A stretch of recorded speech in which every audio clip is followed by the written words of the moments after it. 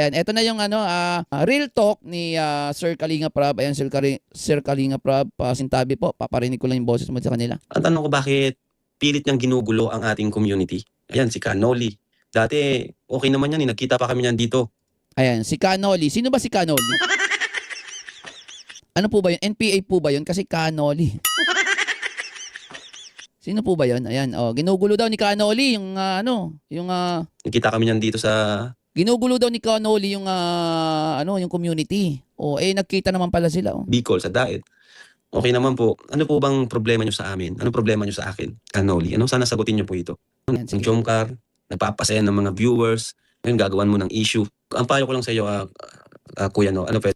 Gumagawa ng issue. So, ibig sabihin ito si Canoli, talagang gumagawa ng content laban sa kanila. Gumagawa talaga siya ng content para kumita. Parang ako, gumagawa ng content para kumita, ganun. Di ba? Ganun lang yun. Oo. Yun yung nakikita ko. Tito? Tito na ba? Kasi okay naman tayo. Tito, lolo, pwede rin lolo. Oo. Wala naman akong personal na galit sa'yo. Payo Wala namang personal na galit. ko lang sana, alam mo naman nasa isip mo kung ano talaga yung dapat mong gawin. Pride na yung pinapairal kasi ano bang kwento niya? Nagalitan ba siya o ano? Ayun, pride. Yan, dahil ma-pride, eto yan Kung halimbawa napagalitan sa Team Kalingap, sa sobrang pride mo na hindi ka pwedeng pagalitan kasi magaling ako. Ayun, naging antay ka na lang. Sa sobrang galing mo, naging antay ka na lang at pinuna mo na lahat ng mapupuna mo dyan. Diba? Pero, nung minsan na pinuna ka, galit na galit ka. Diba? Okay? One time lang na napuna ka ng Team Kalingap, o kaya napagalitan ka, galit na galit ka. Kaya ang ginawa mo, ang Team Kalingap ang pinuna mo ng pinuna. Diba? Kasi gusto mong ibalik sa Team Kalingap yung ginawa nila sa'yo na isang beses lang. Kaya kung halimbawang napuna ka nila. Anyway, hindi ko naman alam yung kwento dyan. Yun sa akin baka lang naman. Diba? Okay, tuloy natin. Pride na kasi yan eh. Ano ba yung problema niya? Sabi, Pride. Okay, naapakan yung ego. Hindi pwede sponsor ako dito tapos pagkagalitan nyo ako. Hindi pwede yan. Diba? Diba? Ganun yun, diba? Yung hindi marunong tumanggap na pagkakamali. Na kahit mali ka, pipilitin mong tama ka. Diba? Diba? sabihin niya sa atin kung anong problema ni Canoli. No? Anong problema? Kasi ako, para sa akin, matanda na siya para dito sa mga itong mga usapin. Lalo siyang na-stress. Ibig sabihin si Canoli po ay isang wakwak. Okay. Ano ba yan? Content mo ba yan? Content yan. Content yan. Ako na nagsasabi, content yan. Kasi, di ba, hindi yan magko-content ang iba. Maniwala kayo sa akin. Ang gagawin yan, kahit na mali yung kanilang paniniwala, itutuloy at itutuloy pa rin yan. Doon sila mabubuhay sa pagkakamali. Di ba? Kasi umalis ka sa Kalinga. Kasi guys, kapag yan ay biglang kumambyo, mapapahiya sila eh. Kaya nga, di ba, pride. Pride, di ba? So dahil sa pride na yon, pagpipilitan nila na sila yung tama. Ipagpipilitan nila yon. Dahil nga, pride eh. Kapag ma-pride ka, hindi ka pwedeng magpatalo. Okay? Hindi ka pwedeng sumang-ayon doon sa mga taong sinisiraan mo. Diba? Kasi kapag ginawa mo yan, magmumukha silang tanga. Dahil sa ayaw nilang dahil sa ayaw nilang magmukhang tanga, mas pipiliin nila, no? Mas pipiliin nilang magpakabobo. Mas pipiliin nila na kumampi sa mali. Di ba? Vlogger ba ito? Nung ba ay nagsimula yan na naging sponsor, vlogger na ba yan? O bakit siya nagkaroon ng followers? Dahil sa Kalingap, di ba? Pumunta ka sa Roche. Nagpalakas ka kay Ruel. Ngayon kay Viancy. Sa Anti-Kalingap. Para ano? Anong purpose? Para magkaroon ng views din. Para magkaroon ng views. Ganun lang naman yun eh. Ako hindi ko itatanggi na bukod sa personal na hugot na meron ako sa mga ganyang bagay, sa mga ganyang tao, para din sa views, okay, para kumita. Yan naman ang katotohanan eh. Hindi ko itatanggi yan. Diba? Okay, maliban na lang kung yung YouTube ko ay demonetize at walang kita. Monetize ako tapos may may dollar sign. O diba? Ba't ko itatanggi na gusto kong kumita kahit yun naman ang katotohanan? Hindi ko alam sa kanila kung bakit ginagawa nilang issue yun. Normal naman sa YouTube o sa nag-YouTube o nag-stream o nag-YouTuber na kumita dito sa YouTube. Diba? Normal yan. No? Pero Hindi yan issue, hindi yan dapat ginagawang issue. ang ginagawa nyo, ang content nyo, Team Kalingap. Yun lang. Anong tanong ko, ano ba yung problema mo sa team sa amin? Okay, so yun. Yung sabi ni Sir Kalinga Prab. Eto, na-research ko, ito daw pala yung si Noli. May nagpasa sa akin ng video, no? Okay, so pakinggan naman natin si Kanoli. Richard, Ayan nga, sa mga mababanggit ko dito sa live, ako po ay magbibigay lamang po ng reaksyon ayon o base sa aking opinion. Ano po? Okay? Ako po ay hindi nakikipag-away o nakikipag-anuhan. Ano? Ako ay magbibigay lang ng reaksyon at pwede rin nyo akong bigyan ng reaksyon ayon sa issue lamang. Okay? Ngayon, kung gusto nyo na ako ay lait-laitin at sabihin at gawing personal, nasa sa inyo na yan. Mga utak bata kayo, isip bata. Okay? Pag ganun. Issue lang tayo. Okay? without the Kalingap, hindi nyo makikilala mga idol ninyo, mga beneficiary. Okay, may nag-comment yata sa kanya dito. Kasi may binasa siya, yan Without the Kalingap, hindi nyo makikilala mga idol ninyo, mga beneficiary. Hindi nyo talaga makikilala yung mga idol nyo na beneficiary. Kung hindi dahil sa Team Kalingap.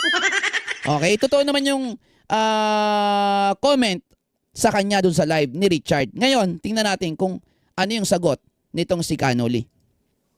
Alam po, Richard Tugna, Richard kung Tugna. wala rin Richard Tigna. kung wala rin po mga beneficiary, hindi po niya hindi rin naman namin makikilala yung mga Kalingap na yan din. Tingnan nyo yung sagot. Doon sa sagot pa lang, sablay na eh. Ano sagot niya? Kung wala daw ang mga beneficiary, ay hindi raw makikilala ang Team Kalingap. Hoy! Anoli, real talk lang tayo dito Paano mo nasabi na kung wala ang beneficiary, hindi makikilala ang Kalingap?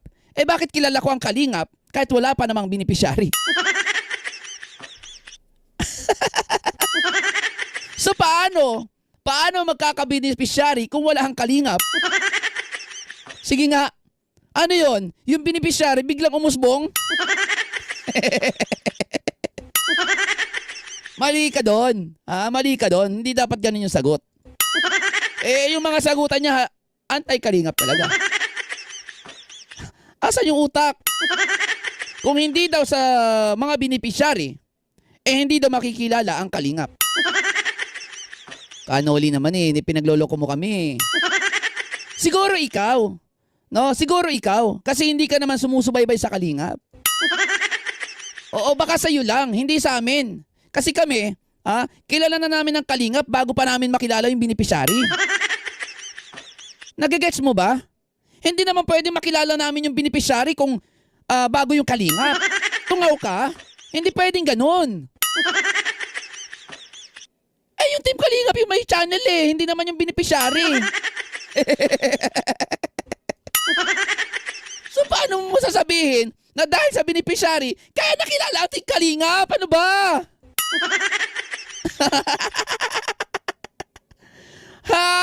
Hello? Nasaan yung utak? Baliktad? Baliktad na po ba yung utak? Ako, nagre-reaction lang po ako Wala pa akong ano sa inyo, kung anong ginagawa nyo sa buhay, wala pa akong ano dyan. Doon lang sa sinabi nyo po, okay? Doon sa issue dito. Okay? Liliwanagin ko lang. Ano po? Na para sa akin, hindi maganda yung sagot mo.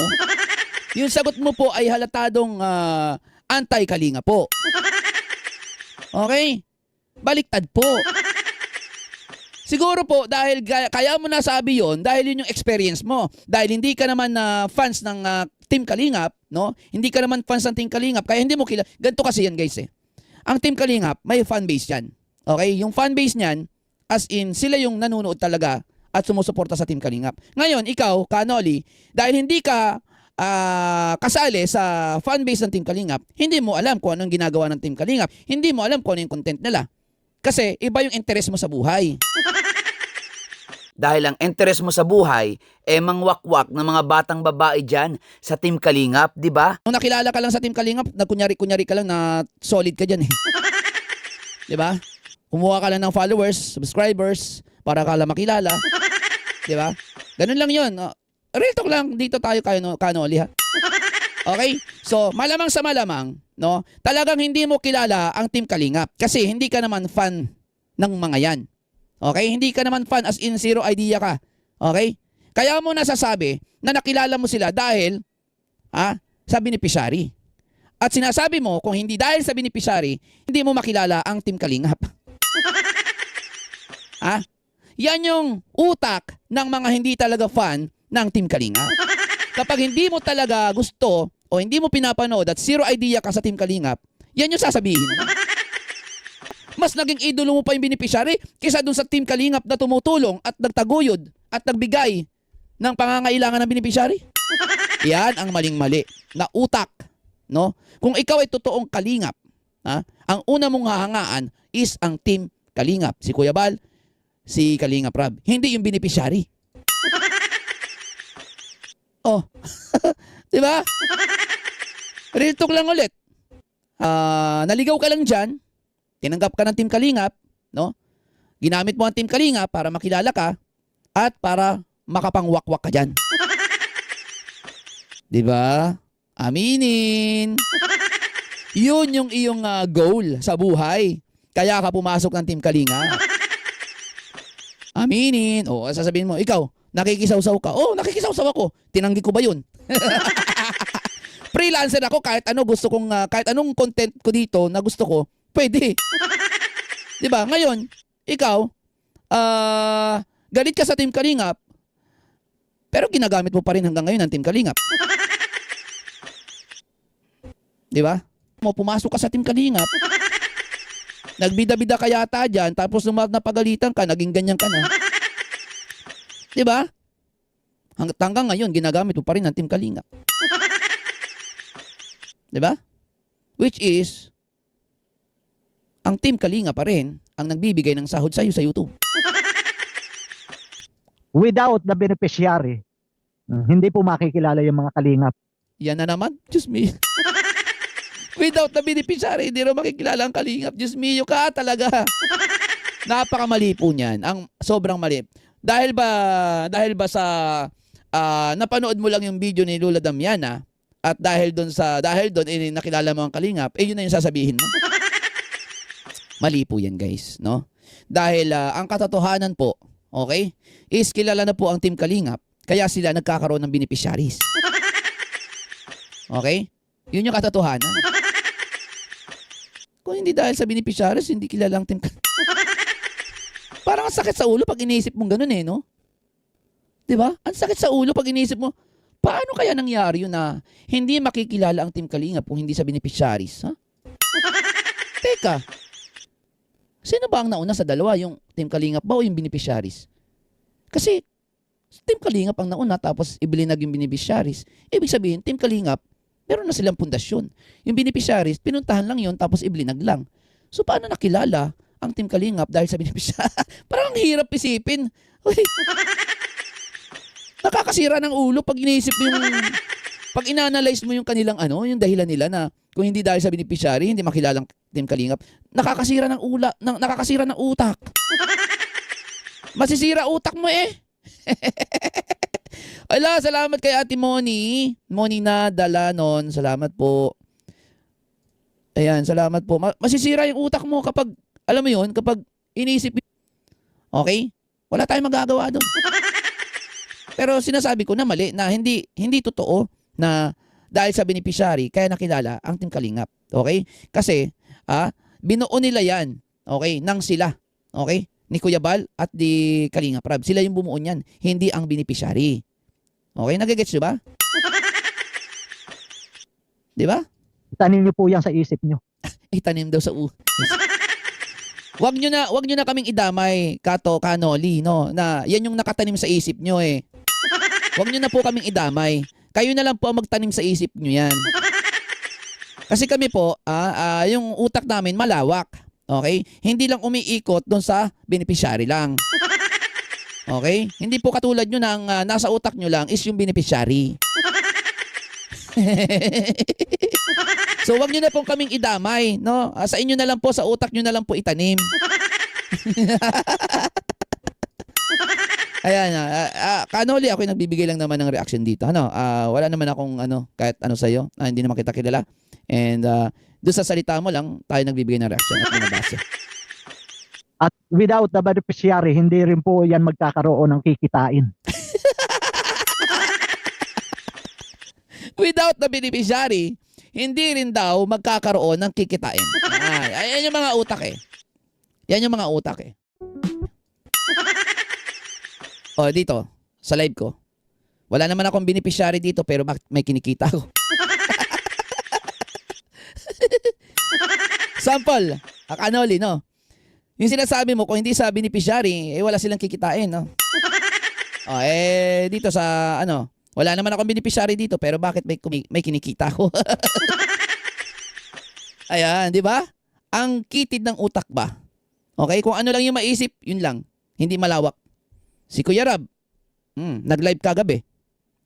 Mukha lang niya lang yung nandun, walang beneficiary, pero kumita. Di ba? Oh, example. So, mali yung sinasabi mo, ibig sabihin fake news yan. Di ba? Hindi mo pwedeng sasabihin na dahil sa beneficiary kumikita po ang Team Kalingap. Okay? Dahil kahit sila lang yung nandyan na nagla-live, kikita yan. Nagigets niyo po ba? Di ba? Hindi pwede mo sasabihin na dahil sa beneficiary, kung hindi dahil sa beneficiary, hindi kikita ang Team Kalingap. Pero wala kang maipakitang ebidensya. Ako, meron ako ebidensya. Nakita ko si Kalingap Rab kagabi nag-live Pero wala naman siyang kasamang beneficiary. Pero ba't kumita? Di ba? Yun yung sinasabi ko. Dapat maging malawak tayo. At dapat nakikita natin yung, alam mo yun, yung malawak. Hindi yung, andun ka lang Andiyan ka na, nag-stick ka na dyan. Para lang alam mo yun, para lang, na, nandiyan ka lang. Ano tawag doon? Para lang maipaglaban nyo, no? Yung inyong mga sinasabi. Di ba? Kawawa naman yung viewers nyo. Magiging rin yan. Magiging makitid din yan. Di ba? Lawakan nyo naman para yung viewers nyo maging malawak din. Ano nangyari sa viewers nyo? Di ba? Nung ganun yung sinabi nyo. Ano nangyari? Di na naging makitid din ang utak. Kawawa naman sila. Dinamay nyo pa. Imbis na alam mo yon, imbis na kayo na lang yung naging makitid ang utak idinamay nyo pa sila. Ay, kawawa naman, no? Live lang ni Kalingap Rab 10K. 10K viewers yung live ni Kalingap Rab. Walang beneficiary na kasama. Wala. Si Kalingap Rab lang yung nagla-live Wala siyang kasamang iba. So paano mo ngayon mapapatunayan na kung hindi dahil sa beneficiary, wala silang kikitain? Sige, yung beneficiary pag-livein mo. Tingnan natin kung aabot ng 10K. Nakikita ko nga sa mga beneficiary ko, kunti lang ng mga followers tsaka subscribers mas malaki pa subscribers ko So paano mo masabi na kung hindi dahil sa beneficiary, walang kikitain ng Kalingap Rab? Ganito yan. Kung hindi sa Team Kalingap Rab, hindi magkakabahay ang mga beneficiary. Bakit hindi yun yung sabihin mo dahil yun ang katotohanan? Tingnan mo. Yung beneficiary ba ni Kuya Rab ng Team Kalingap? Yung beneficiary ba nagpabahay sa kanila? 'Di ba? Hindi. Ang Team Kalingap ang nagpabahay sa mga beneficiary. So paano mo nasabi? At paano kami maniniwala?